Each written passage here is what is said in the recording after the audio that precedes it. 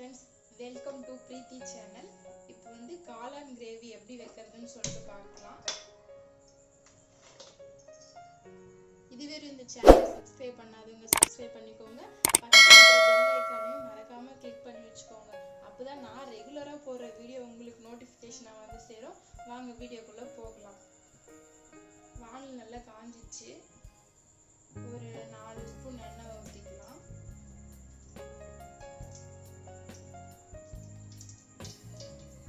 இந்த அளவுக்கு எண்ணெய் இருந்தால் கரெக்டாக இருக்கும். எண்ணெய் நல்லா காயிட்டும்.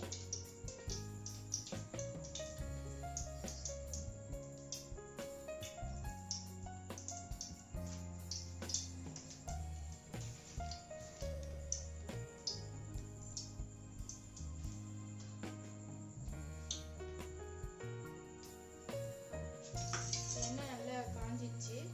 நான் ஒரு அரை ஸ்பூன் சோம்பு, ஒரு 4 கிராம்பு, 2 பட்டை எடுத்து வச்சிருக்கேன். இதை இதுக்குள்ள சேர்த்துக்கலாம். எண்ணெய் நல்லா காஞ்சிச்சு, எண்ணெயில சேர்த்துக்கலாம்.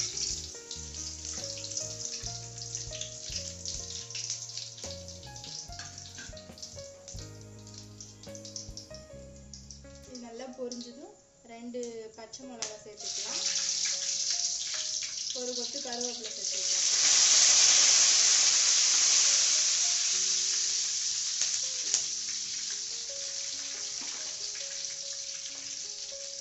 பச்சை மிளகா, கருவேப்பிலை, சோம்பு, பட்டை, லவங்கெல்லாம் நல்லா பொரிஞ்சிச்சு. அதை பொரிஞ்ச அப்புறம் வெங்காயம் சேர்த்துக்கலாம்.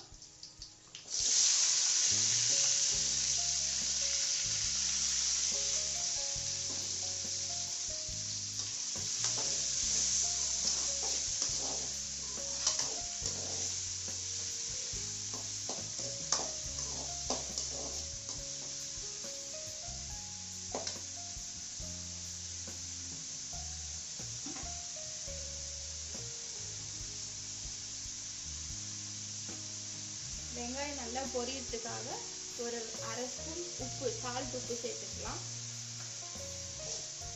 உப்பு சேர்த்திங்கன்னா சீக்கிரமாக வெங்காயம் வதங்கி வந்துடும். நல்லா பொன்னிறமாகவும் ஆயிடும்.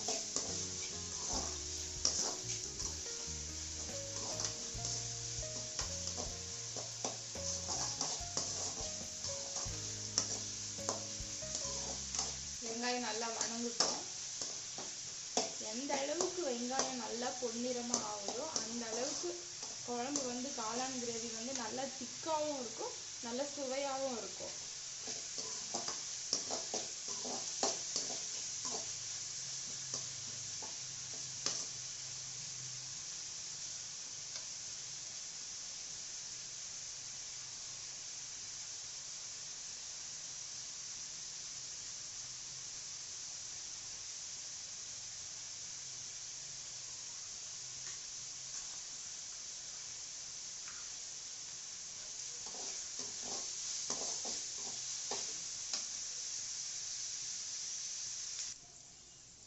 பாருங்க, வெங்காயம் இந்த அளவுக்கு நல்லா பொன்னிறமா வணங்கிடுச்சு. நல்லா இந்த ஸ்டேஜ்ல ஒரு 2 ஸ்பூன் இஞ்சி பூண்டு பேஸ்ட் சேர்த்துக்கலாம்.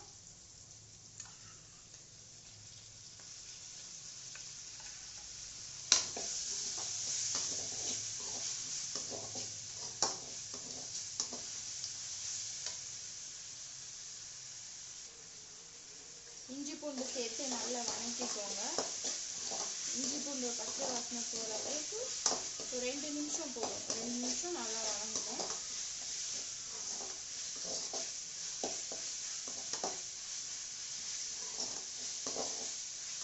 நல்லா வணங்கிடுச்சு இஞ்சி பூண்டு. கூடவே தக்காளி சேர்த்துக்கலாம்.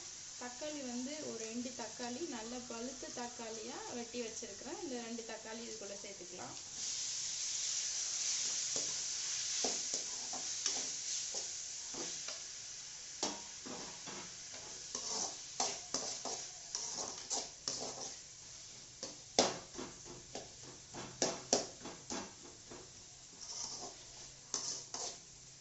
தக்காளி சேர்த்து ஒரு 2 நிமிஷம் மூடி வச்சிங்கன்னா நல்லா வெந்து வந்துடும்.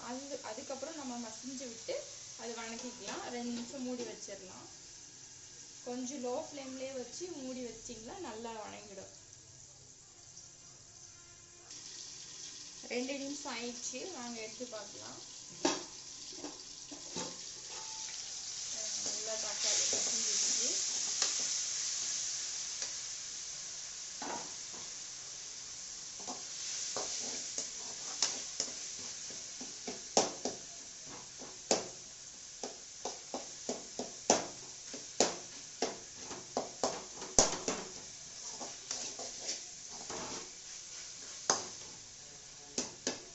தக்காளி பேஸ்ட்டாகவும் அரைச்சி ஊற்றிக்கலாம். ஒரு 2 தக்காளி நல்ல ஒரு மிக்சியில் ஒரு சுற்றுனீங்கன்னா நல்லா மசிஞ்சிடும்.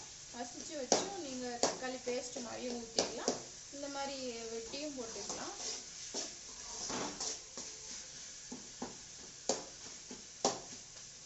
உங்களுக்கு எப்படி வசதியோ அந்த மாதிரி நீங்கள் செஞ்சுக்கோங்க.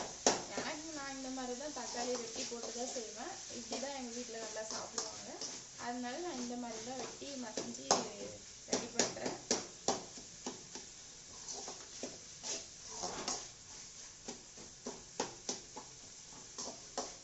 இப்போ வாங்க மசாலாலாம் சேர்த்துக்கலாம். மசாலா ஐட்டம் எப்போ சேர்த்தாலும் லோ ஃப்ளேமில் வச்சுருங்க, அடி பிடிச்சிரும். மஞ்சத்தூள் வந்து ஒரு 1/4 டீஸ்பூன்.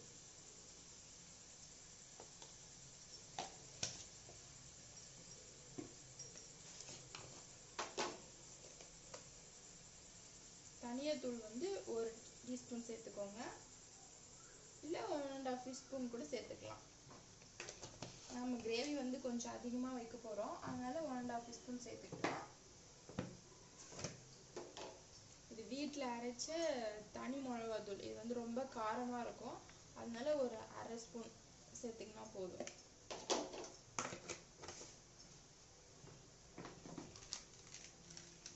கரம் மசாலா வந்து கொஞ்சமாக ஒரு 1/2 ஸ்பூன் மாதிரி சேர்த்துக்கோங்க. ஏன்னா 2 பச்சை மிளகா முதவே சேர்த்துருக்குறோம், அதனால மசாலா கொஞ்சம் கம்மியாகவே சேர்த்துக்கோங்க. இது 2 பச்சை வாசனை போகிறதுக்காச்சும் கொஞ்சோண்டு ஒரு லோ ஃப்ளேமில் இருந்து ஹை ஃப்ளேமில் வச்சு ஒரு வணக்கு மட்டும் வணக்கிக்கோங்க.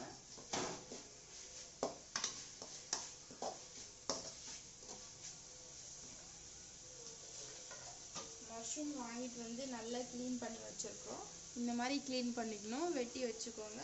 இது அதுக்குள்ளே சேர்த்துக்கலாம்.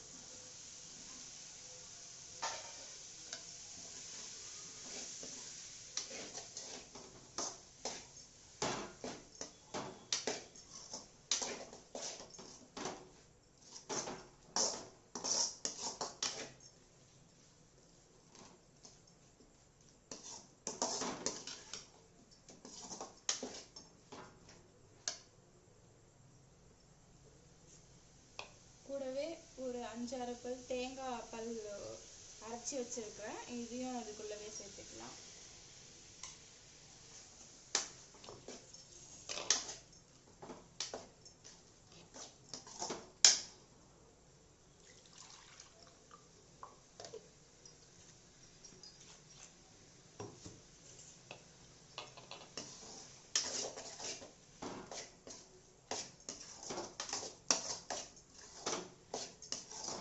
ஒரு 1/2 டம்ளர் தண்ணி இந்த தேங்காய் அரைச்ச மிக்ஸி ஜார்லேயே கொஞ்சோண்டு போட்டு ஊற்றிக்கோங்க.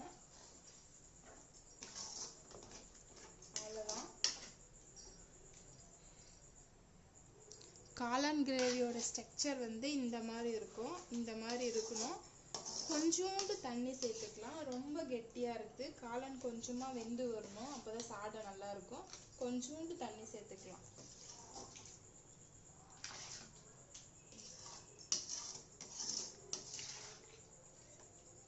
இன்னும் கொஞ்சம் தண்ணி தேவைப்படுது, இன்னும் கொஞ்சோண்டு தண்ணி ஊற்றிக்கலாம்.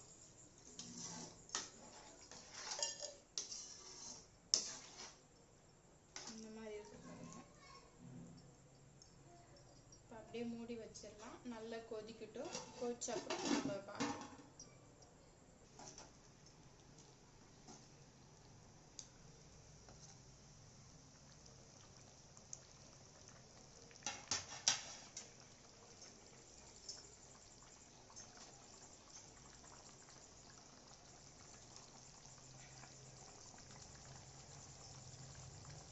ஃபைனலாக நல்லா கொதிச்சிச்சு பாருங்க. காளான் கிரேவி எவ்வளோ சூப்பராக அழகாக கொதிச்சு வந்திருக்கு பாருங்கள். இந்த மாதிரி திக்காக இருக்கணும், அப்போ தான் நல்லாயிருக்கும். எண்ணெய்லாம் பிரிஞ்சு நல்லா கொதிச்சு வந்திருக்கு பாருங்கள். சென்டரில் எடுத்து நல்லா கிண்டி விடுங்க. கிண்டி விட்டு உப்பு காரெலாம் சரியாக போச்சான்னு நீங்கள் செக் பண்ணி பார்த்துக்கோங்க. நீங்கள் எந்த அளவுக்கு உங்கள் வீட்டில் உப்பு கம்மியாக சாப்பிடுவாங்களோ அதிகமாக சாப்பிடுவாங்களோ அதுக்கு தகுந்த மாதிரி உப்பு காரெலாம் நீங்கள் கொஞ்சம் கூட குறைச்சலாம் சேர்த்து போட்டுக்கோங்க. அவ்வளோதான், முடிஞ்சிச்சு. ட்ரான்ஸ்ஃபர் பண்ணிக்கலாம். மல்லித்தலை அப்படியே கொஞ்சமாக தூட்டி வேறு பாத்திரத்தில் மாற்றியாச்சு. மல்லித்தலை மேலே போட்டுக்கலாம். எப்படி இருக்குதுன்னு சொல்லிட்டு சுட சுட சப்பாத்திக்கு நைட் டின்னராகவும் வச்சு சாப்பிட்லாம்.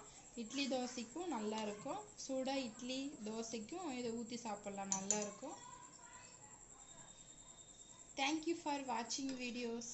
பாய்.